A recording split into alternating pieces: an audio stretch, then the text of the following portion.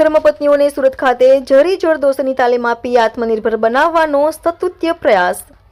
કેન્દ્ર સરકારના વસ્ત્ર મંત્રાલયની યોજના દ્વારા 30 બહેનોને 1 મહિનાની તાલીમ અપાશે।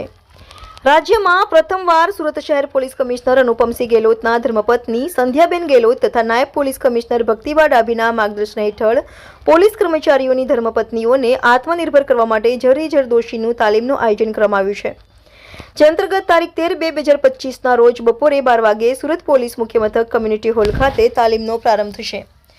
અમી હેન્ડીક્રાફ્ટ પ્રોડ્યુસર કંપનીના માધ્યમથી કેન્દ્ર સરકારના વસ્ત્ર મંત્રાલયની યોજના દ્વારા 30 બહેનોને 1 મહિનાની તાલીમ આપવામાં આવશે। વિશેષ તાલીમ બાદ તાલીમાર્થીઓને સર્ટિફિકેટ આપી તેમની વિવિધ વસ્તુઓની પ્રોડક્ટના ડેવલપમેન્ટની તાલીમ પણ આપવામાં આવશે। અમી હેન્ડીક્રાફ્ટના ભાવનાબેન દેસાઈ અને આશયભાઈ જરદોશ દ્વારા તાલીમ માટેની કીટ, ટ્રેનર, ડિઝાઇન, પ્રોડક્ટ ડેવલપમેન્ટની સગવડ કરી આપવામાં આવશે તેમ પૂર્વ કેન્દ્રીય રેલવે રાજ્યમંત્રી દર્શનાબેન જરદોશ દ્વારા જણાવાયું હતું। રિપોર્ટર સુજાતા વાડેર, સુરત।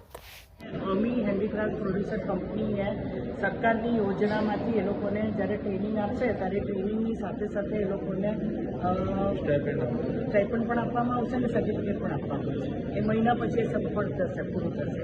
આજે એની શરૂઆત છે, એટલે મહિના પછી અમે તમને પાછી સ્ટોરી કરશું, પણ એની સાથે સાથે અત્યાર સુધીમાં જેટલી ટ્રેનિંગ થઈ ગઈ છે એ ટ્રેનિંગમાંથી જે વસ્તુ બની ગઈ છે તે અમે અહીંયા મૂકી દીધી। 150 છોકરીઓની ટ્રેનિંગ આ બધું બનાવેલું છે। આ પહેલાં 3 ટ્રેનર હતી કોર્પોરેશનમાંથી, આ સોનલબેનને ઘરે છોકરીઓ ટ્રેન થઈ ગઈ, અનાથ આશ્રમમાં કરી, એમના ઘરે કરી, તો એમાંથી એ લોકો હવે અત્યારે કેવું છે કે અમારી પાસે ઓછા આવે, એ લોકો પોતે પગભર થઈને બ્લાઉઝ ને બધું વધારે ભરે છે, પેલી બાજુ મૂકેલું છે।